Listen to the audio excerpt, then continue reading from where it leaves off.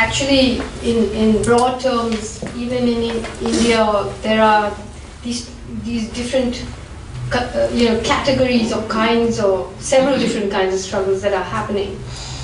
One is the struggle of people in Kashmir, Manipur, Nagaland, and so on, who are fighting for the right to self-determination.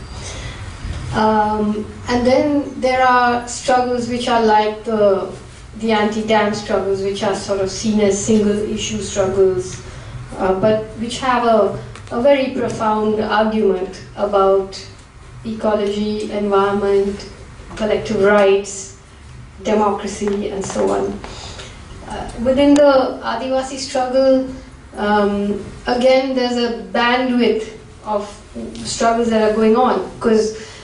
the struggles that are inside the forest, which are led by the Maoist, Communist Party of India, Maoist, is a struggle which has several levels. One on the top, their ideological position is the overthrow of the Indian state, the violent overthrow of the Indian state. But there are, other considerations, such as right now the fact is that land has been signed away in memorandums of understanding to corporate interests. So it's not just the tribal people, but generally there's a great unease about the level to which there is this privatization and corporatization of resources, of land, of infrastructure, and all of that. But there is also, and historically has been, the idea of home rule, Adivasi rule, which is a kind of secession, if you like. There are Dalit struggles which are now within the system of feminist struggles,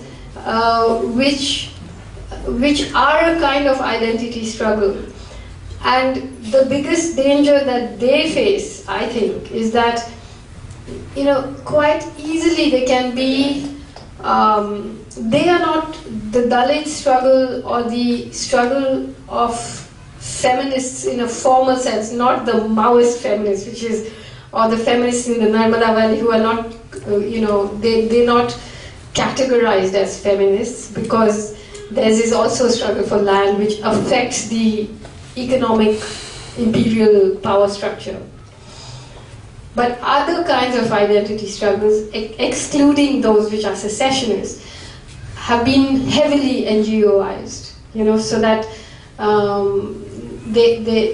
they sort of edges have been softened by funding and all of that. But I think, as far as I'm concerned, often I've traveled to Kashmir very often,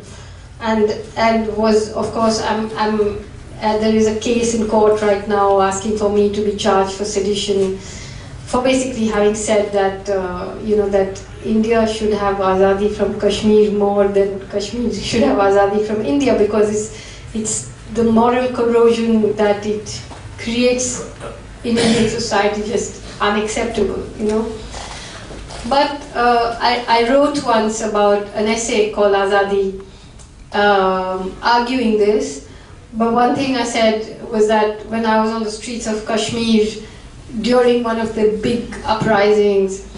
one of the chants was Nanga Bhuka Hindustan, Jaan se pyara Pakistan. Means naked, hungry India, and dearer than life itself, Pakistan. So I talked about that for a while, and I said, and I'm sure that those of you who have followed the Tamil struggle in Sri Lanka will recognize that within these struggles, there can be a tremendous opaqueness to other injustices. You may feel as a community outraged by what